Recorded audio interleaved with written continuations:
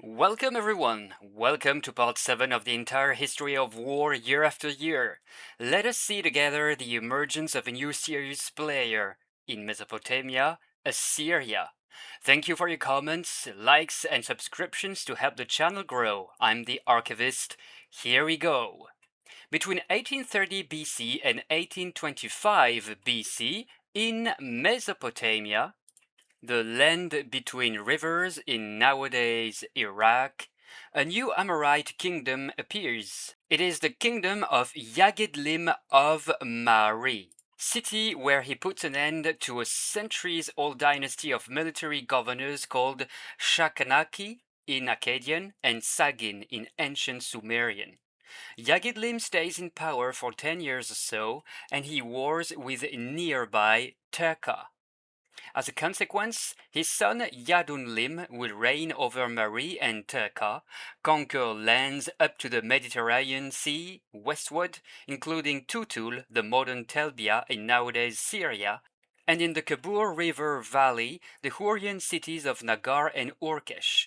On the downside, Ebekadad II of Eshnuna will impose an alliance on him, to the detriment of another pledged with Aleppo previously.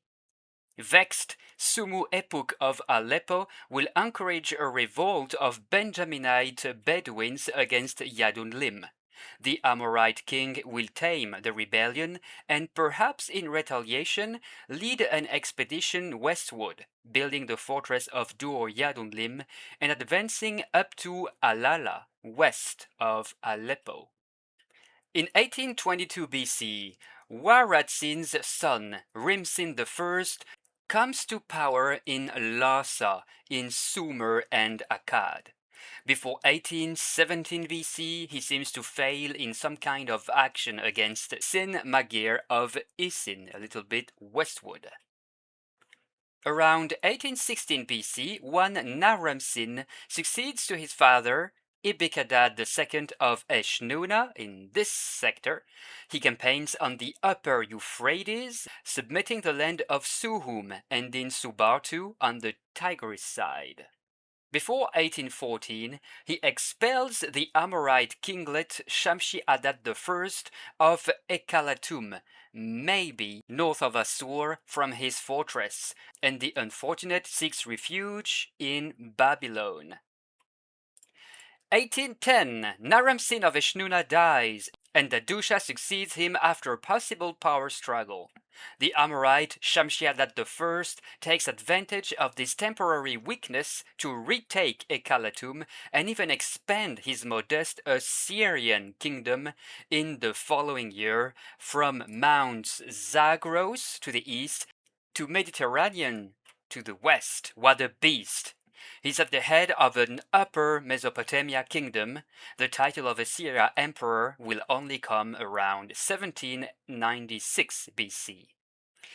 Images of the old Assyrian kingdom are scarce, so I just put in some Assyrian god here. Beautiful eyes, isn't it? Ishtar and Zabala were war gods for the Assyrians. Over the course of his long reign, Shamshi-Adad I will possibly suffer a setback against Yadunlim of Mari and Terka, both cities westward.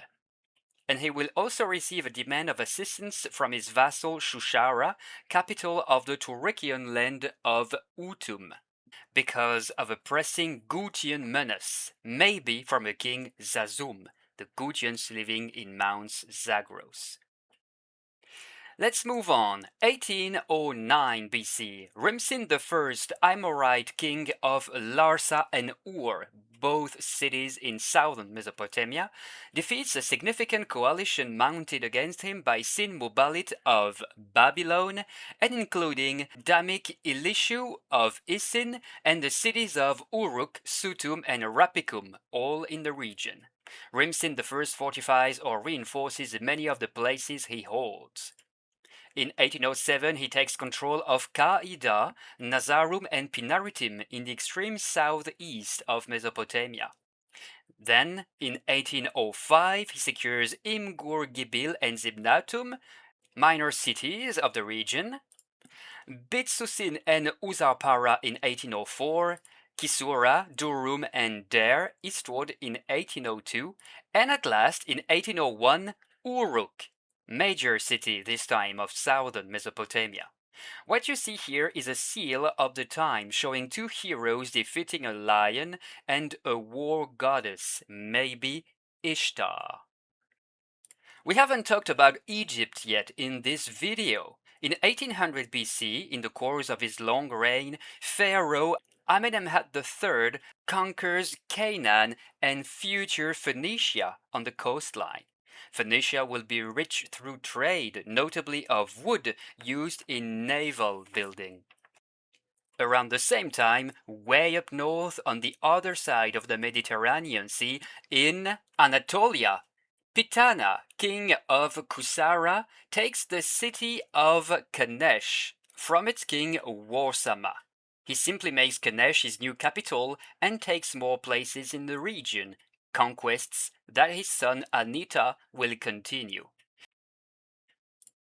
It is important to note that the victory of Rimsin I of Larsa and Ur over the coalition led by Babylon that we saw in 1809 BC is placed here in 1799 BC by some historians, and with an opposite result.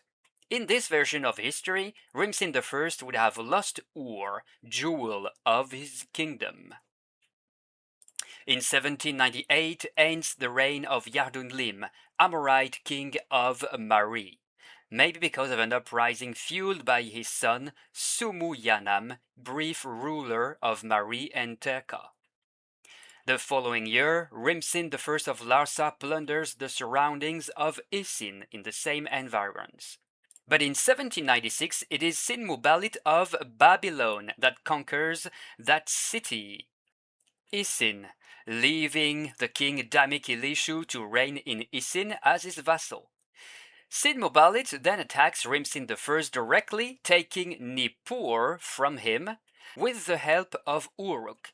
Sometime later, Rimsin I counterattacks and retakes Nippur. 2 years later, Amenemhat III, sixth pharaoh of the 12th dynasty of Egypt, ends his reign after quelling the persistent menace some avid provincial nobles still induced on the central government. Here is a pectoral worn by the king. After him, though, comes Amenemhat IV and troubled times. The same year, it seems that Sumu Epuk of Aleppo and Yamkad, first Amorite king of this kingdom, tries to subdue a small kingdom in Zalmakum, near the Euphrates, and with the help of the Hurrian city of Hassuwa. But during the campaign, Hassuwa turns tail and joins a larger party composed of Shamshi-Adad I of Assyria, over here, Aplahanda of Carchemish, yonder, and the Hurrian city of Urshu, more or less in the same region. Suddenly pressed on all sides, Sumu Epuk finds himself trapped in his kingdom of Yamkad. In the same time, Shamshi-Adad I of Assyria takes Mari and places one of his sons at its head. Next year, 1793 BC, one very little known Hammurabi gets to the throne of Babylon over here, after his father Sinmuballit.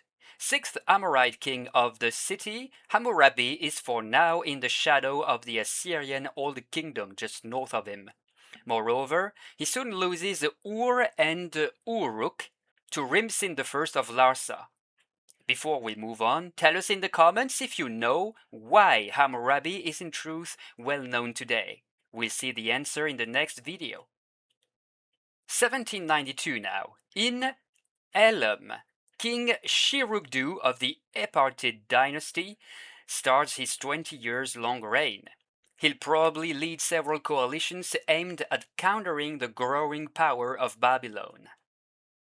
1790 BC, Rimsin I of Larsa submits Isin, vassal of Babylon.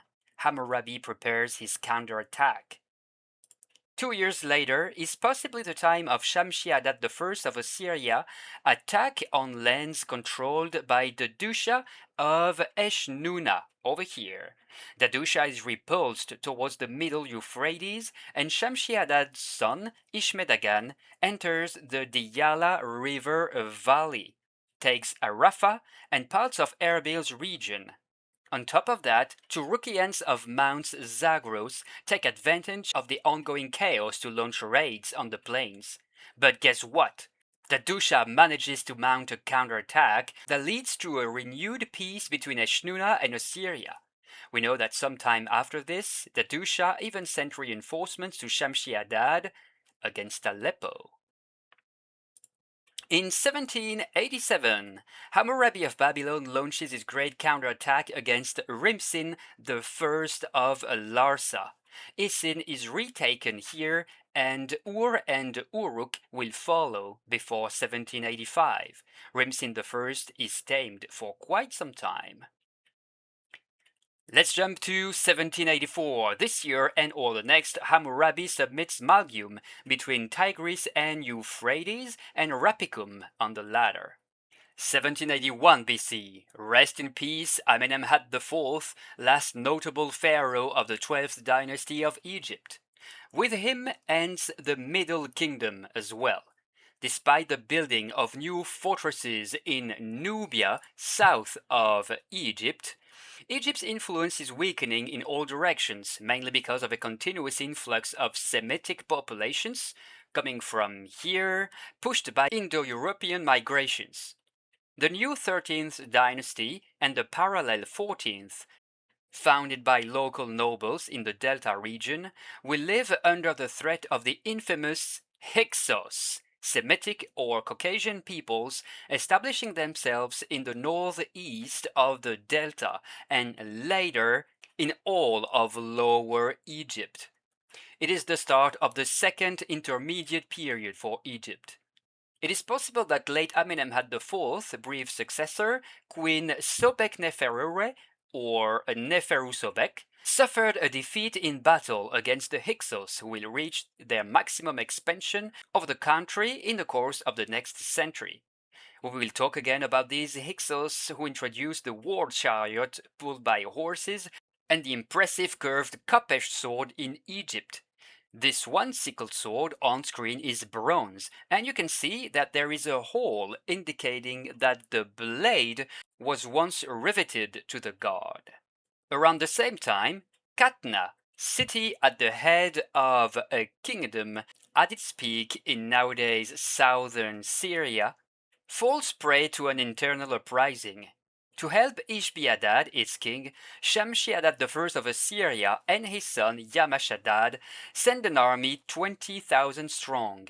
According to their correspondence of the time, the father sends to the son, "Write me a complete report. What route is good for the march of the army? The upper, middle, or lower, or any other shorter route? Will it march from Batum or Halabit? Send people everywhere so they know what to expect for you and the provisioning of water. Send me a complete report so that I, here, give my orders and so that the army gathers in accordance with the path chosen." Furthermore, Shamshi-Adad I even gives advice concerning the omens that are not to be taken lightly. One would say that seeing his son's ineptitude at war shown on many occasions during his life, good Papa was wise to lecture him on everything. We know that the Katna rebellion, apparently fueled by Sumu Epuk of Aleppo and Yamkad, ended a few years later on some sort of statu quo. Here you can see some part of Katna's ruins. A moat and 4 earthen walls rising up to 40 meters high protected it, in addition to its brick and limestone wall. It seems that Aleppo was directly attacked at some point. The attack repulsed, Sumu Epuk answered with a vast coordinated attack against Assyrian lands.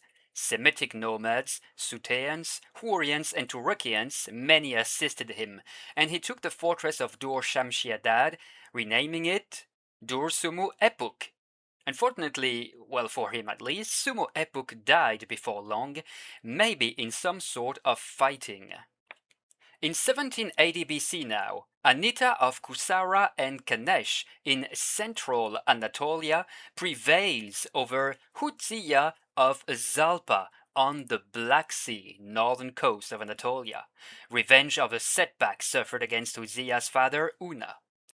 Anita will later defeat Piyushti of Hatti westward.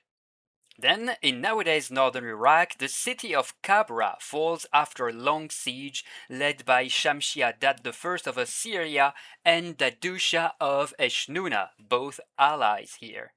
Mines were dug in the process. Dadusha also secures Arbela, that is to say Erbil, Shadupum, and Nereptum for himself in these environs. In 1775 BC ends the reign of great Shamshi-Adad I of Assyria.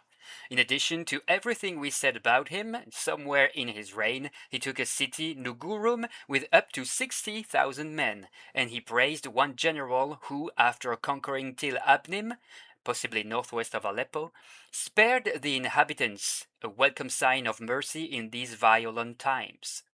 After Shamshi-Adad, his son Ishme-Dagan I becomes king. He will face the rising power of Babylon and lose the alliance with Eshnuna, Dadusha's successor, Ibalpia II, breaking it. These are troubled times for Syrian power indeed.